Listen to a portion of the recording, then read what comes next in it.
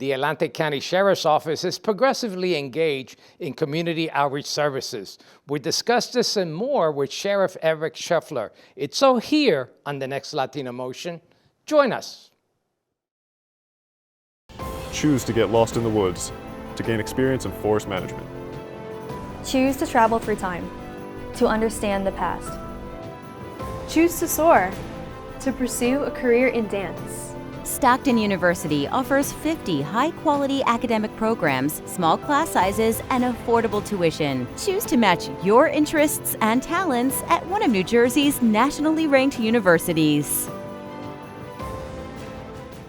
Latino Motion with Bert Lopez is presented by Latino Motion Public Affairs Media, a New Jersey nonprofit corporation, and Stockton University. This edition of Latino Motion with Bert Lopez is brought to you by the HD Studios at the campus of Stockton University. Funding for Latino Motion is provided by Atlanticare. For more information, call 1-888-569-1000 or visit atlanticare.org. Atlantic City Electric, energy for a changing world. And South Jersey Gas.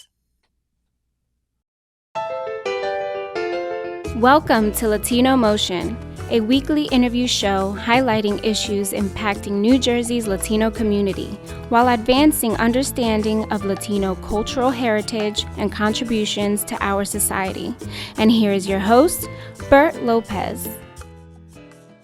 Buenos dias and welcome to Latino Motion. I'm happy to have Eric Scheffler. He is the Atlantic County Sheriff. He's going to discuss the office role beyond just law enforcement. Sheriff, welcome to Latino Motion. Thank you, Brett. It's a pleasure to be here. And I know that you're local sheriff here, and not only because you're the Atlantic County Sheriff, but because you were raised here locally. Tell me a little bit about your story. Yeah, so I'm born and raised here in Atlantic County. This is home. As a lot of people say down here, I have sand in my shoes. Right. I grew up in Margate, actually, and I graduated Atlantic City High School. I was born in Atlantic City Hospital, and I spent most of my adult life as a police officer in Atlantic City. I retired in 2015 as lieutenant, and then in 2017 I was elected sheriff, and I'm actually a Stockton alumni as well. So we're here at Stockton recording this program, and certainly you're welcome back to where you graduated from. Let's talk a little bit about the role of the sheriff, and I know that when we talk about the role of the sheriff, you made it beyond what typically it is, but the traditional role of the sheriff. Tell me more about that. Yeah, so we talked a little bit about this earlier, and people don't really understand even why sheriffs are elected, right? And they should be just appointed, or police officers shouldn't be elected to a position. And in some ways I agree with that, just because politics is not easy, and it becomes sometimes not a fun thing to have to do. But the reality of it is that it's important to be elected sheriff, because back, Jefferson actually talked about having representation for people in a law enforcement capacity, because prior to that, law enforcement were the arms of the government, and people were oppressed by whoever was in power. But what they believed was if you elected your own law enforcement, that you would be represented as having police represent those people. So that's why the sheriffs are actually elected. Now, throughout the country, sheriffs change in roles. Some sheriff's departments in some areas in the country are the majority of policing. Many communities, like in Florida and Arizona and California and other places like that, you'll see sheriff's departments that are really, really large, and they do all the policing for those communities, some large communities, counties, and so forth. Of course, here in Jersey, it's more of a home rule. Yes. Where each municipality basically has their own police department. Correct. You're absolutely right. So Jersey is a very old, state. We're very much home ruled. Each community has their own policing. So sheriff's departments here in Jersey don't do a patrol-style policing model. They have constitutional requirements, and most sheriff's agencies or offices throughout New Jersey control the courts and the jails within each county. So here locally, you control all the jails as far as security? No. So that's interesting. So Atlantic County is one of 2 counties in the state of New Jersey that the sheriff's office actually does not control the jail. Okay. So every other county, the sheriff himself is head of the court security and the jail itself. In Atlantic County, the county jail is actually under the county government. And that's another thing people don't understand. They think that the sheriff's office is actually the county government, which I am not. So the sheriff's office is actually a appointing authority in itself. And what that kind of means is I'm kind of like almost like a community. I don't report to the county executive or the county commissioners. I negotiate a budget with them, right? And we work in partnerships on a lot of different things. We have a lot of shared services to reduce the burden on the taxpayer. But I am not an entity of the county. I'm my own entity. The sheriff's office is its own appointing authority. And you are responsible for the court systems, or at least the security within the court system? Right. So I don't run the courts. The county runs the courts. The state runs the courts, actually, the Superior Court system. And I'm a partner with them. The county owns the buildings, the state runs the courts, right? And I'm the security arm of those courts. And by security, meaning I have certain functions, right? So one is to protect the judges, to protect the buildings, to take people into custody or process them, to transport prisoners to and from the jails for court proceedings, pick up county superior court warrants throughout the state of New Jersey from other communities, also to go after fugitives of the law from the county that are, we have a fugitive warrant squad as well as a U.S. Marshal program that we work with. And then, of course, we have our processing side of the house, which does foreclosures, legal papers, and those kinds, writs, and does those kinds of services. Can you walk me through a little bit about the sheriff's cells? In other words, you assume that the court assume responsibility for properties through liens or whatever, and it becomes your responsibility then to dispose of those assets? Yeah, so if you go back to representation of why sheriffs actually existed, it's the same reason why they do sheriff sales, because they thought that, a couple 100 years, 300 years ago, that, the government was taking your property, right? The government was taking your home. The government was taking, they were on the side of the banks, which is another misconception. I only do bank-owned properties. So landlord-tenant evictions, those processes are done by the arm of the court, which is called the Sergeants of Arms Office, and they're civilians, and they go out and they do processing for landlord-tenant. I don't do that. Even though the paperwork may have my name on it, because that's the constitutional requirement, we actually don't do that. We do only bank-owned properties. And again, the reason why the sheriff does it is because I represent you. And I'm the person who's trying to make sure that during that process, you have a fair opportunity to either get your property back or to have opportunity to keep that property. So I know that there's that traditional role that the sheriff has, and you mentioned basically all of them. But I know that you've changed things around, and you are involved in so many other programs that are more outreach to benefit the community. And I would say, and you could confirm this, that they're unique to Atlantic County and perhaps the first. Yeah, they are unique to Atlantic County. I'm the first sheriff ever to implement these types of outreach programs, and one of the first law enforcement executives in the state to actually do it. And it's not because, and a lot of people, we've helped a lot of people. And I tell people all the time, it's not because there hasn't been great sheriffs before me and there won't be great sheriffs after me. They are. I have a different viewpoint of what crime and criminality is and how we help people, right? And how we create access for people and how we, change people's lives through a true ripple effect, right? If you're in crisis, everyone around you is in crisis, right? Your family, your neighbors, your coworkers, your bosses. And that ripple effect can cause an unhealthy community. And unhealthy communities become unsafe communities. So, And we want to talk more about that. Certainly, there's so many programs I know that touch the communities that you've been involved with. We really want to go into a little in-depth of each one of those programs. And the funding for those special programs, where do they come from? Right. So that's a good question. They come through grants and partnerships. I've the first sheriff in 187 years of the agency's history. We've had excess of $10 million in grants over the past 6 years. That's really amazing. And I want to go into this program. I'm going to take a quick break. We'll be right back with more Latino Motion. Latino Motion with Bert Lopez is presented by Latino Motion Public Affairs Media, a New Jersey nonprofit corporation. Join us online at www.latinomotion.tv. Find us on YouTube, Facebook, and Twitter. We encourage your comments and contributions for show topics.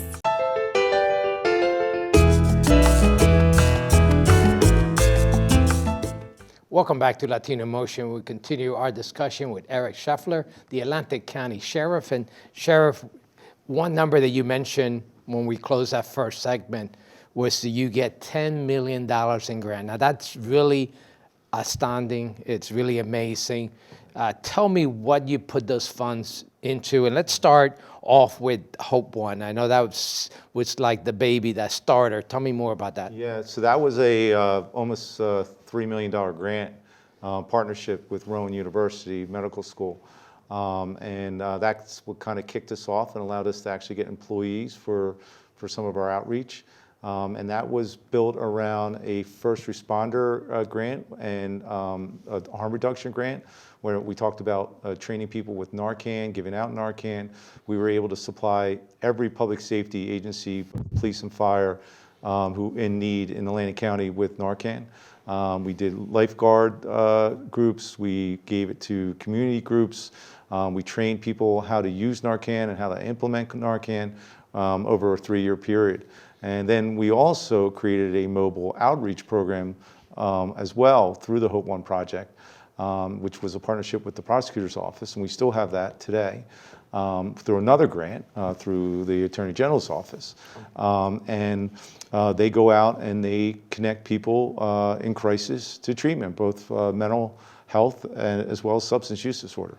That's amazing. I know that the Hope One van appears all over the county in different events. I know that you participated with the Latino Festival over the years. Tell me a little bit about that outreach. I know that's important. How does it help, and what are you hearing in terms of the results? Yeah, so when we first started doing outreach, no one was doing outreach. A lot more people have jumped on the bandwagon since then, which is great. More people out there, the better, as far as I'm concerned. But the reality of it is what people think, that because there's computers today and there's a lot of services out there, and all you have to do is get on your phone and look something up or make a phone call, that people are using that. But it's not really true. There's a lot of disenfranchised communities, especially minority groups, that have a very difficult time crossing that bridge to get those services. And there's a lot of reasons for that. Sometimes it's fear of the unknown. Sometimes it's just the access is not equal for everyone. Your ability on the computer may not be my ability on the computer. And the truth is, if you're in full-blown crisis or your family member's in full-blown crisis, how well do you do navigating a very difficult social service system? So our outreach programs go out there. We plant our flag, we make relationships, we build trust, and we connect those individuals to the treatment and placement where they need. Let's talk about those partnerships, right? Because it's one thing to go reach and get those individuals that may need help, but actually getting them the help and getting that partnership with the organizations that can help those individuals. Tell me how you develop those bridges. Yeah, that makes all the difference in the world. It really is not, my people are amazing. They do an incredible job. They're really passionate, driven people. But without the partnerships, where would we put them? What would we do with these people? So we build them one at a time, honestly. Over the past 6 years, I've been able to build over 60 of them. And there are private and public partnerships from many providers in Atlantic County, throughout the state, throughout the tri-state. And we use, we were looking at the other day, Jamie and I, my confidential aide, and we use about 19 of them on a consistent basis, almost daily. And the way the program really works is not only do we connect you, but it's not a phone call, right? I don't give you a card and say, hey, Bert, I think you have these issues. Call Eric and he might be able to help you. That's not connection. You're in crisis. Right. What's connection is that, hey, Bert, what's going on? I do an intake on you. I evaluate you. I have a bunch of social workers that work for us, right? That do all this work. Train people, train peer support people, train recovery people. And they help you and they take a look at you and they say, okay, we got these 6 providers we think can help you. I'm going to call up this provider. Hey, this is Eric from Hope One. I got Bert here. This is what he's going through. Can you help him? If they say yes, then we right there do an intake with you, with them. We make sure you get transportation. We remove barriers to treatment, and we place you that day. If that provider that I call does not help you, I call 6 more until we get that. And the Hope One project and the Hope Exists mobile outreach program, they've been able to put up to 19 people, I'll say it one more time, 19 people in the treatment in one day. Now that's not common, but that's the power of these relationships that we've been able to build. And I know that it is effective. I know you've been participation with the Latino Festival. In fact, this past weekend, when we had the Latino Festival and your crew was there, was able to really help an individual to receive services that they desperately needed. Yeah, so we're always operational, right? And that's the whole program. So regardless of if we're at a place that we may not think that we're going to connect people, we are operational and we will do that connection that day.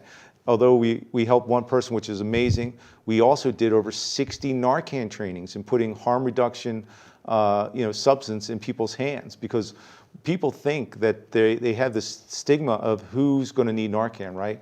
And if I asked you, what's the biggest group that you think that needs Narcan, most people will say, someone who's in active addiction who's homeless. It's just not true. Not true. Yeah. It's not true. Let's talk about the vets, because I know you've also have a program to help vets. Yes. Many vets that come back are in crisis can't get help either. Tell me about that program. Yeah, so of course my father was a vet, my uncles, and and many people that I work with, and a lot of these individuals go out and they pay the ultimate sacrifice, both either with their lives or with their minds and their bodies. When they come back, they need support. So I've been a big advocate for veterans since the day one I walked in, and veteran services are very fragmented. And there's many different compartments, and I'm partners with about 5 or 6 different groups, fantastic groups, all doing great work. So we decided to take our mobile concept and do veterans outreach. Another grant that we received, another partnership with Rowan Medical School, and we've been able to connect veterans and their family members to services. And it's trying to reduce honestly suicide, because we know that connectivity is the opposite of relapse. And if we're able to connect you back to your veteran services or your VA or other veteran community groups, we can change what's going on in your life. And it's sad that after these individuals make so much sacrifices for our country, they're also at high risk of homelessness. Yes. And that's important that you try to, with your case management, to help those individuals as well. Yeah, we advocate for vets for housing. I've been working with a couple different groups in Atlantic County about housing specifically for vets to increase veteran housing. A lot of people say, well, you're doing all these things. A traditional sheriff doesn't do these things, right? But the truth is that if we're not addressing these issues of health, then we're definitely not, as we go back, we're not creating safe communities. And the ripple effect is tremendous. So this is important. Yeah, you mentioned health. Certainly all these programs really trying to better the health. We want to talk a little more about that, about your community care initiative. We're just going to need to take a quick break, but we got so much more to cover. We'll be right back with more Latino Motion.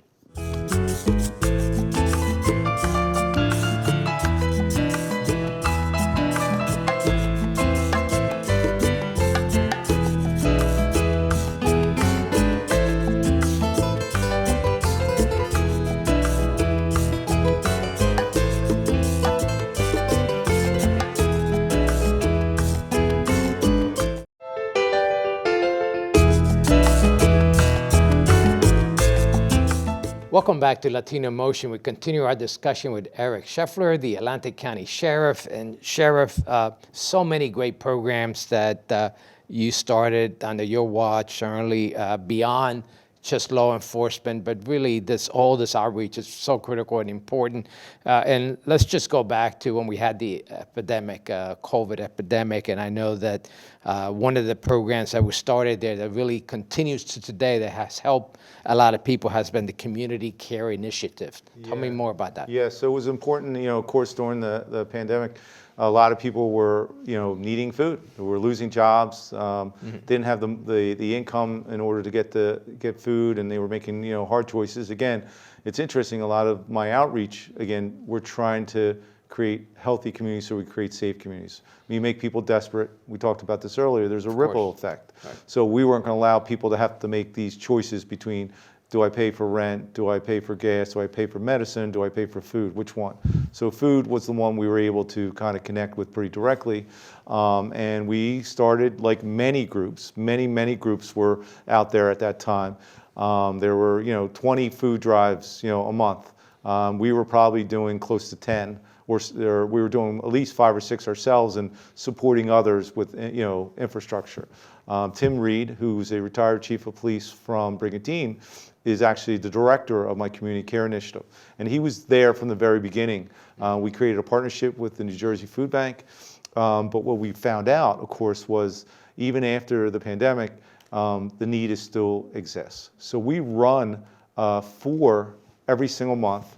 And we actually do some pop-ups when needed, when there's extra food through the food banks, or if we see a specific community that is in need, we are able to put those food drives up. Do you have some data in terms of how many people you've been able to help, how many you do a month? Yes, so our guesstimate is about 100,000 people we've fed since the pandemic. We consistently feed about 35 to 4,000 people every single month, half of which are children.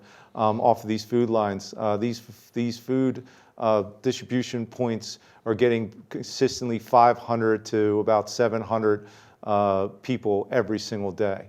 And that's critically important, certainly. You also have been engaged in quite a number of other programs, and I know probably won't touch base on every single one of them, but you've also been involved in community health care. Right. Tell me more about that. Right, so another point of contention for a lot of people, especially disenfranchised communities, is having primary care. We all need primary care. Sure. And if you can't get to a doctor, you can't get your child to a doctor, you can't get your elderly parent to a doctor, because again, the system is not accessible for everyone and equally.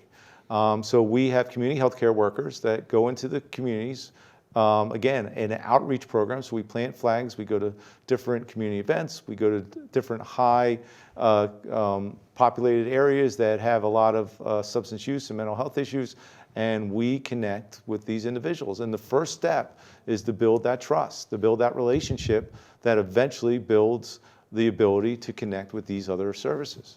Yeah, critically important, certainly. When you're talking about food, very important for healthcare, and certainly addressing those issues that no one seems to be able to reach, it's certainly critically important. Let's talk about a little bit about the special effort that you have in Atlantic City through your Hope Exists mobile approach. Yes, so we launched it May 1st. It's an amazing program, and they go out and they're actually, again, a mobile outreach program. But one of the things that we've done a little bit differently with that program is that we've been able to connect with a lot of different services as referral points. So every single casino in the city has the number. We do about 28 to 30 referrals a month from the casinos alone, and then we're partnered with different businesses in the city, different policing agencies in the city, the court system in the city, the schools. So they're able to access this mobile outreach group, and they not only plant their flag and in high areas of need, but they actually respond to referrals. And since May 1st, we've been able to put over 500 people into treatment off the streets of Atlantic County, accessing all kinds of different services. Now, tell me about those services. They call you, you bring out a professional, maybe a case social worker, and they get place with the services that are needed? Yeah. So they do a multitude of different services, everything from connecting people to general assistance. Again, another system not easy to navigate, to housing, to food, to mental health, to substance use disorder. There's a multitude of different things they're able to do. Some people are placed that day in some type of substance use disorder program, step-down program. And each and every person is connected. And we have a lot of great partners in the city themselves. Atlantic Care is a big partner, big player in the city. They're a great partner that we work with on a daily basis. So, Sheriff, we got about 2 minutes left, and I want your take in terms what difference all this is making in your job as a sheriff. Yeah. So the reality of it is I'm a police officer. I've been a police officer my whole adult life. When I came in, I knew that we had to make sure that we focused on policing, and that's something that we do, right? We do the warrants. We have a fugitive warrant squad, the most efficient warrant squad in the history of the agency. We've partnered with more federal and state and county agencies than any other sheriff prior, but we also needed to make sure that we connected with the community. And with these community outreach programs and giving access to underserved communities that are in need, that are desperate, and taking them out of that being desperate situation and giving them access to services, we don't know how many crimes that we are addressing. It really does address crime and criminality by connecting these people. Absolutely. And talk about careers in law enforcement. I know you yourself went through ACC just like I did, and then Stockton just like I did. Tell me about what career opportunities are available within the sheriff's office. So there's many, right? There's policing jobs, there's telecommunications jobs, there's clerk jobs, there's community outreach jobs where we have social workers and recovery coaches. There's many different opportunities within the agency. We're always hiring. Every year we hire new people, and please reach out for us and see what's available. And I would venture to say that it's not just about law enforcement, right? They have to have the same values that your department or your office has in terms of being a partner in the community. I would assume that would be true. Absolutely. I mean, the reality is we're looking for specific people to do these jobs, and we try to hire the best that are out there. Well, we covered a lot of ground. I thank you so much for coming on Latino Motion. Hope we'll have you back soon. Yeah, I appreciate it, Brett. Thank you so much. I want to thank Stockton and Mike and my alumnus school, and it was a pleasure being here with you. Thank you so much for joining us once again here on Latino Motion.